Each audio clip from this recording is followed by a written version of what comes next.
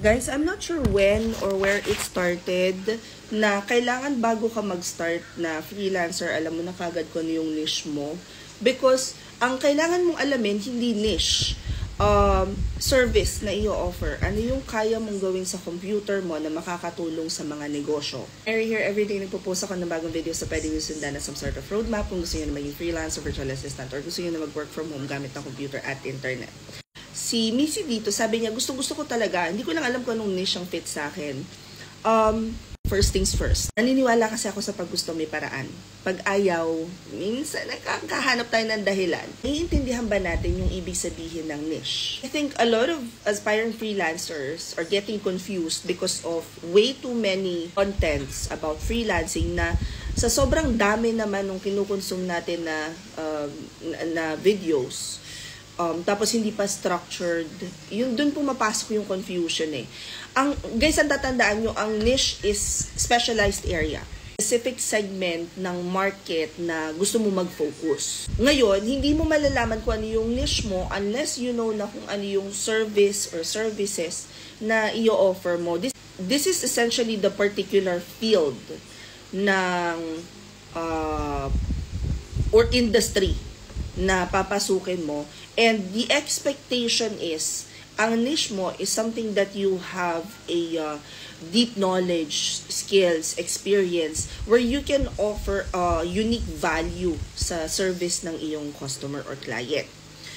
Bago mo isipin kung anong niche mo, alamin mo muna kung ano yung service na i-offer mo. And let me tell you this, even if hindi mo pa alam kung anong niche mo, pwede kang magsimula maging freelancer. Even if hindi mo pa alam kung anong industry yung isa-service mo, pwede ka na magsimulang mag-explore. Because bago mo pa malaman yung differentiation, yung expertise, target market, ano yung rate, wala kang pagbabasehan kasi wala ka pa namang nagiging client. Some of the examples of niche for freelancers would be like web development for e-commerce, content writing for technology startups, graphics design for fitness brands. So, alam mo yon, before mo masabi, halimbawa, you want to be a social media manager for a restaurant. Ang una mo munang alamin is, do you have the skill set to be a social media manager? And do you have enough knowledge sa restaurants? Ano ba yung service na i-offer mo? So, may 5 ha, administrative, creative, tech, support, and sales. Mamili ka doon, anong kaya mong gawin? If nag-work ka sa office or sa corporate, that means may administrative skills ka na. If halimbawa ang work mo sa corporate is nasa books ka, financial virtual assistant, pwede mo nang pasukin. And again, kung hindi nyo pa alam kung ano yung inyong niche, that is okay.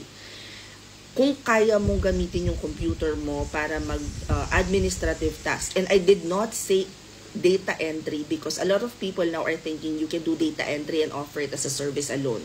Hindi standalone service ang data entry ha. Ang data entry ay nakasandal sa posisyon ng General Virtual Assistants. Administrative work siya. If you guys want me to talk more about data entry and all, mag-comment na lang kayo dyan para lang, different video na lang tayo dahil limited talaga yung time ko dito. But anyway, going back. So, magpunta kayo sa after nyo ma-identify na, okay, I can do general virtual assistant kasi nag-work ako sa corporate. Or, on top of that, since may experience ako sa BPO halimbawa, I can also do customer support or tech support. So, meron ka ng 2 service na i-offer. Kung ikaw naman ay creative, halimbawa, nagdo-drawing ka or marunong kang gumawa ng graphics design, di sa creative side ka. Hindi necessarily na alam mo na kagad kung ano yung isa-service mo na industry. What if, after alamin kung ano yung service na i-offer mo, pumunta ka sa mga platforms like Upwork. I-check mo doon kung ano yung mga job post at ano yung mga nakalagay sa job post, yung description. Make sure guys na naiintindihan ninyo, nagbabasa kayo. Hindi lang yung puro panood kayo ng video tapos hindi naman pumapasok sa isip ninyo kung ano yung mismong sinasabi doon sa video.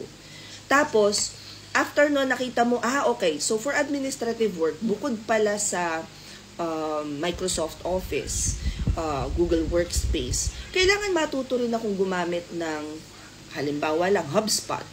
Ano ba yung HubSpot? Research ka ngayon tungkol sa HubSpot? Nakita mo, ito may free training ng HubSpot, ma-check nga to. Pagkatapos, pagka nalaman mo na kung paano gamitin yun, di balik ka ulit sa platform.